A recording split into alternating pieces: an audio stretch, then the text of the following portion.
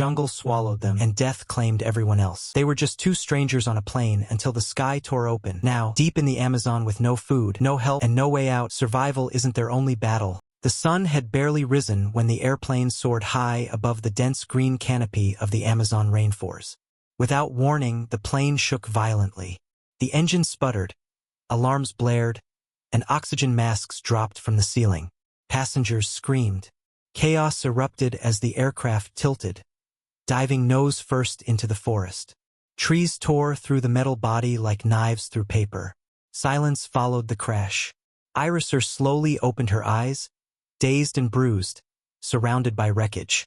The air was thick with smoke and the scent of burning fuel. Bodies lay motionless around her. Somehow she had survived. Max crawled out from under a broken seat, coughing and limping. "Are you okay?" he asked, rushing to her side. Iriser nodded, barely able to speak. They were the only two alive. Stumbling through the wreckage, they confirmed the grim truth. Everyone else had perished. Night approached quickly in the jungle. The sounds of insects and distant animal calls echoed through the trees. They had no food, no shelter, and no idea where they were. But they were alive, and that was something. "We need to find a place to stay before it gets dark," Max said, steadying Iriser. Together, they turned from the wreckage, stepping into the unknown depths of the Amazon rainforest. Iriser limped beside Max, one arm draped over his shoulder for support. The jungle was alive with sound. Chirping insects, rustling leaves, distant howls. Every step felt uncertain, the ground uneven and covered with thick underbrush. "We can't sleep out in the open," Max said, scanning the dense trees. "We need shelter, something to protect us from the rain or animals." They found a small clearing near a large fallen tree. Max dropped the scraps of cloth and broken seat cushions he had salvaged from the wreckage. "This will do for now," he said. Using sticks and large palm leaves, they began building a crude lean-to. Max gathered branches while Iriser collected leaves, though she moved slowly. Her leg was scraped and swelling. Still, she insisted on helping. As they tied the sticks together using wires torn from airplane seats, Iriser slipped and fell hard. She cried out, clutching her arm. Max rushed to her side. Her forearm was cut deeply, blood dripping down her skin. "You're hurt," he said, gently holding her wrist. He tore a piece of fabric from his shirt and pressed it against the wound. "I'll be okay," she whispered through clenched teeth. "No, you need rest. I'll finish the shelter." As Iriser lay beneath the half-built structure, Max worked into the evening, driven by the need to protect them both. By the time darkness fell, the lean-to stood, imperfect but strong enough to survive the night. They were still alone, but now they had a place to survive. Morning in the jungle came with mist, buzzing insects, and aching bodies. Iriser winced as she sat up, clutching her injured arm. Her wound had dried slightly, but the pain hadn't faded. Max was already awake, crouched near the shelter, inspecting the area for threats. "We need to clean your cut," he said, kneeling beside her. "If it gets infected, things could get worse." He pulled out a piece of metal from the wreckage he had carried with them, bent but usable like a bowl. He filled it with rainwater collected on a large leaf and returned. Gently, Max cleaned Iriser's wound, his hands shaking slightly. He crushed some leaves he believed to be medicinal and tied them over the cut using strips of cloth. Iriser winced but didn't complain. "Thank you," she whispered, tears forming in her eyes. Max nodded. "You would have done the same." The two sat quietly for a moment. Hunger gnawed at their stomachs. They had no food, just the memory of airplane snacks lost in flames. "I'll go look for something," Max said. "You rest." Despite her injury, Iriser shook her head. "No, I'll come. We should stay together." They wandered deeper into the jungle, searching for anything edible. Strange fruits hung from trees, but they didn't dare risk eating anything unfamiliar. As the sun rose higher, the jungle heat grew unbearable. Still, they pushed forward, hoping for food, for a sign of life, for a reason to keep going. They were surviving, but only just By mid-afternoon, Iriser and Max were weak with hunger. The jungle surrounded them with beauty and danger. Colorful birds soared above, while unseen creatures rustled nearby. But no clear food source was in sight. Max stopped under a large tree and held out his hand. "Wait, listen." From somewhere up ahead, there was a soft fluttering sound.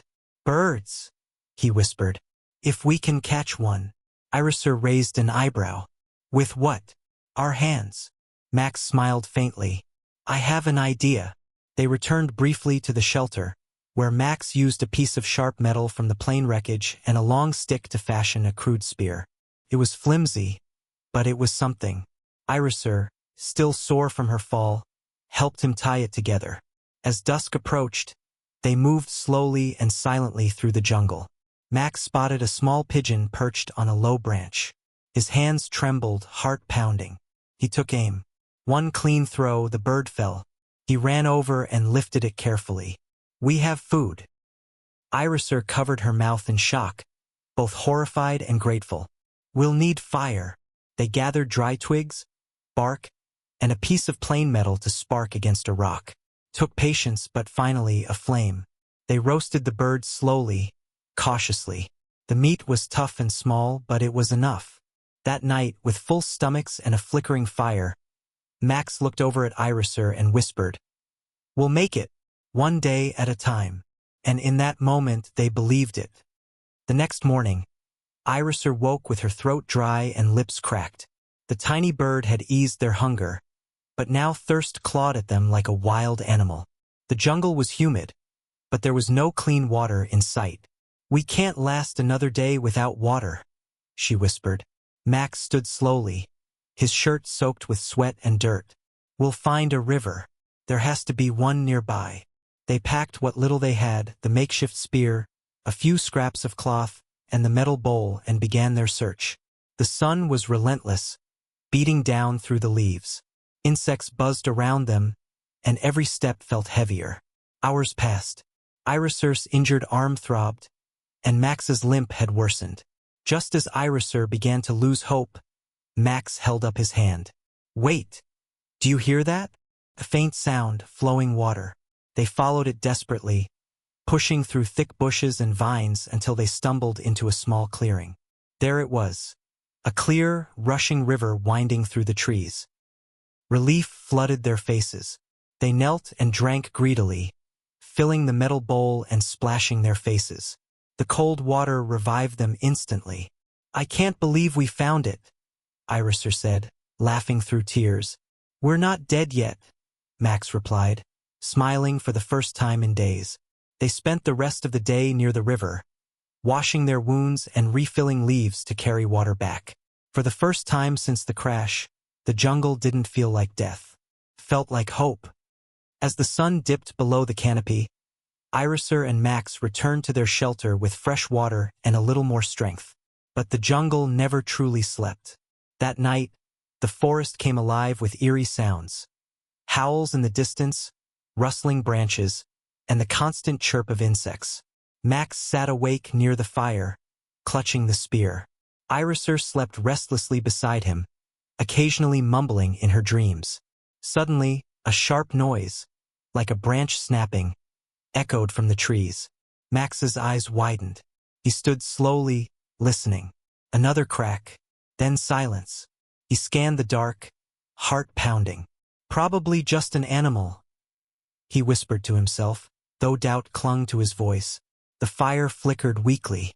Max added more twigs, keeping the flames alive. Fire, he hoped, would keep predators away. Still, he stayed alert, watching the shadows dance in the trees. By morning, Iriser woke to see him slumped over, exhausted but unharmed. "You didn't sleep? I couldn't risk it." Something was out there last night.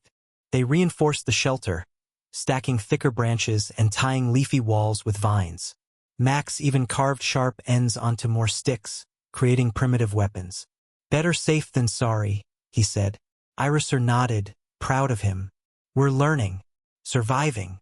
They spent the day watching the sky. No planes, no helicopters, just endless clouds drifting over the jungle. I hope someone's looking for us, Iriser whispered. Max didn't answer. He just stared into the forest, silent and determined to protect them both. By the fourth day, Iriser's wound had started to look worse. The cut was red, swollen, and warm to the touch. She lay inside the shelter, her forehead damp with sweat. Max crouched beside her, panic creeping into his voice. You've got a fever. Iriser blinked slowly, her voice faint. I feel cold. Max bit his lip. The crushed leaves he'd used before weren't helping anymore. He had no antibiotics, no medical knowledge, only instincts and desperation. He soaked a cloth in river water and pressed it against her head. Then he wrapped her wound again with fresh leaves, using a cleaner strip of cloth from his own shirt. You have to stay strong. Don't give up on me, he whispered. Iriser gave him a weak smile. I won't. I promise. To keep her warm, Max built a larger fire. He gathered dry wood from deeper in the forest, ignoring the risks.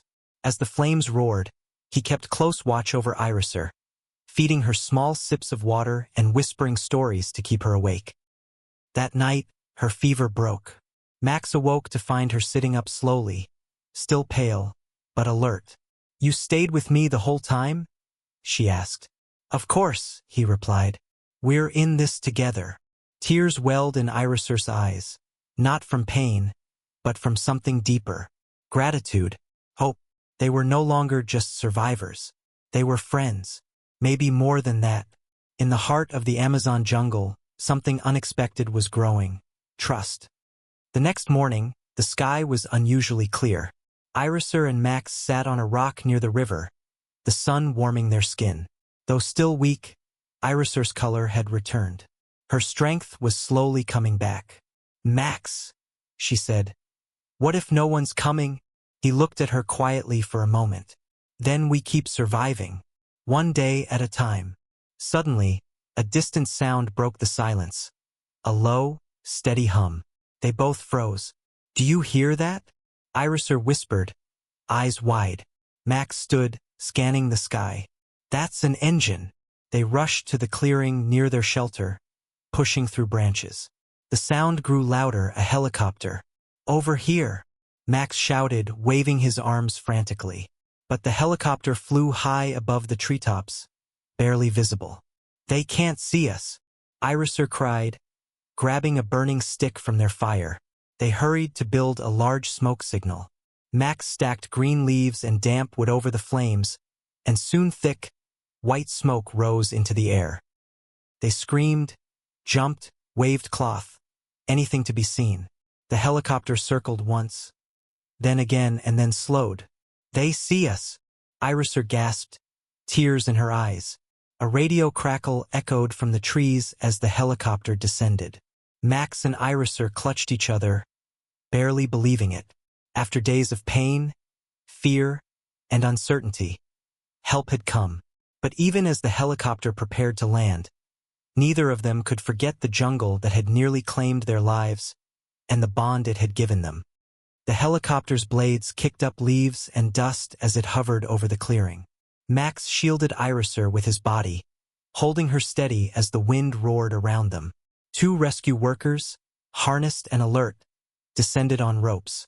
Are you the only survivors? One shouted over the noise. Max nodded. Just us.